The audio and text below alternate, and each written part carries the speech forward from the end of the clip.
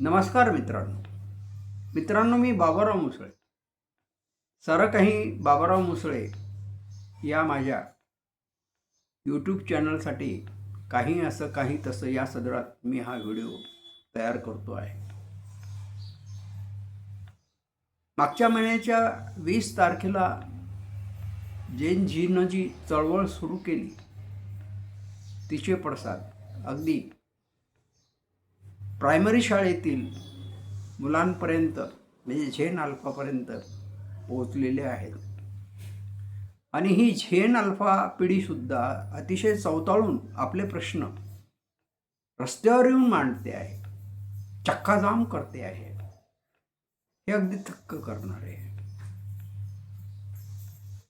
इतकी प्रगल्भ पिढी आज जी समजा 6, 7, 8, 9, 10 वर्षाची आहे,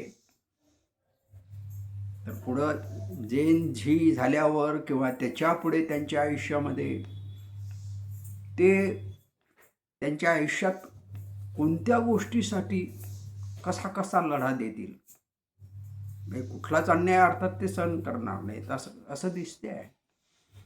अर्थात ही काळाची गरज आहे, कारण वातावरणही तसंच झालेलं आहे. सरकारकडूनही काही चुका होत आहेत.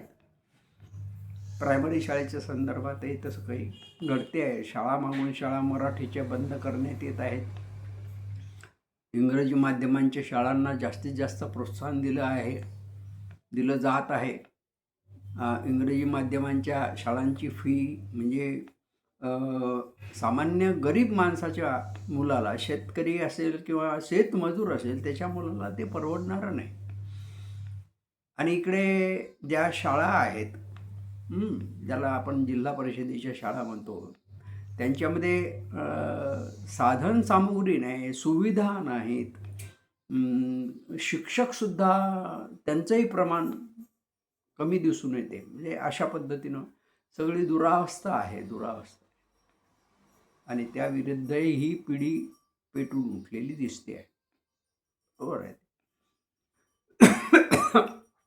हे मला का आठवलं याचं कारण असं की आमच्या गावचा मनोज मुसळे जो जैन झी आहे, UPSCचा अभ्यास करतो आहे, UPSC MPSCचे क्लासेस घेतो आहे आणि त्याचं नवीन पॉडकास्ट सुरू केलेलं आहे. पॉडकास्ट त्याची सुरुवातच त्यानं माझ्या मुलाखतीपासून सुरू केलेली आहे. म्हणजे तो गावचा अभिमान म्हणूनही त्यानं माझी निवड केली असेल, त्यासाठी असू शकते. त्याच्याबद्दलही माझा असाच समज होता. जो सामान्यपणे सरकारचा येतो की जैन काय ते काय करणार आहे. पण आता सगळा भ्रमनिरास झालेला आहे. आणि मलाही तसं त्याच्याबद्दल वाटत होतं की हा काय प्रश्न विचारणार. माझी मुलाखत घेतो म्हणजे याला काय साहित्य माहिती आहे, यानं काय अभ्यास केलेला असेल. पण माझा त्याच्याबाबतचा तो जो ग्रह होता तो चुकीचा ठरला. तो अतिशय शार्प आहे. ही जी पिढी आहे जैन झीची, ती जरी बोलत नसेल आमच्यासारख्या ज्येष्ठांच्या संदर्भात, त्यांचा जो संपर्क येतो तो फारसा असा दिलासादायक जरी आम्हाला वाटत नसेल, तरी पण ती अत्यंत हुशार आहे. सोफेर अभ्यास त्यांचा चालू असतो. ते जग पाहतात, नुसतं पाहतच नाहीत, तर जगात काय चालू आहे, कसं चालू आहे याचाही त्यांचा अभ्यास असतो. आणि त्यामुळे मग हे सगळे मोबाईलधारी आहेत. त्या मोबाईलचा अर्थात हा सगळा उपयोग आहे आणि त्याच्यातून मग ही चळवळ त्या मुलांनी सुरू केलेली आहे.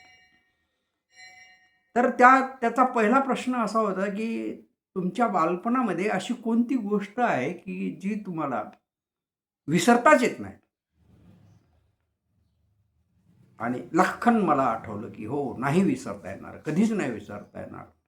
आमची जी शाळा होती गावामधली जिल्हा परिषदेची 4थ्या वर्गापर्यंतची, तिची जी इमारत होती ती इमारतच वैशिष्ट्यपूर्ण होती.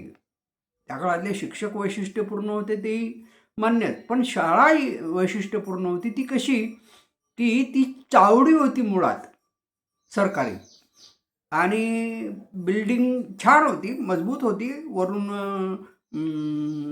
माळवत होतं लाकडी, पण पुढून मात्र भिंत नव्हती. तर लोखंडी पट्ट्याची अशी ती पुढची पुढचा भाग होता, त्या भिंतीचा भाग होता. आणि काय झालं की त्याच्यामधून सगळं गावातल्या लोकांना शाळेमध्ये काय चालू आहे, गुरुजी शिकवतात का नाही, मुलं कल्ला करतात का, धिंगाणा करतात का पोरं काहीच करत नाहीत, हे सगळं दिसायचं. आणि त्यामुळे काय की आमच्या गावचे जे काही पालक आहेत ते अतिशय निश्चिंत राहायचे, कारण ते पाहायचे जाता येता जाता येता. तर ही पारदर्शकता आजच्या ग्रामीण भागातल्या शाळेमध्ये नाही. त्या इमारती झालेल्या आहेत, पण इमारतीच्या आत काय चालू आहे ते काही कळत नाही. कंपाऊंडही झालेले आहेत, कंपाऊंडच्या आत सामान्य माणूस जात नाही. जो पालक असेल तोच जातो आणि त्यालाही काही फारसं तिथं कळत नाही. पण अलीकडे हा प्रश्न चव्हाट्यावर आणलेला या जैन झीनं, आणि मग आता आपल्यासारखे जे सुद्धा डोळे उघडले की पारदर्शकपणा हा शिक्षणामध्ये सुद्धा, प्रायमरीच्या शिक्षणामध्ये सुद्धा आवश्यक आहे, आणि त्याला प्राधान्य हे सरकारनं सुद्धा दिलं पाहिजे. पण सरकार आता अशा काही गोष्टींची बंधनं घालते आहे की बुवा कोणाला मुख्याध्यापकांच्या परवानगीशिवाय आत येऊ द्यायचं नाही, नाही त्यांना व्हिडिओ वगैरे. अरे काय, कशाला आहे, असू द्या ना मोकळं. ठीक आहे.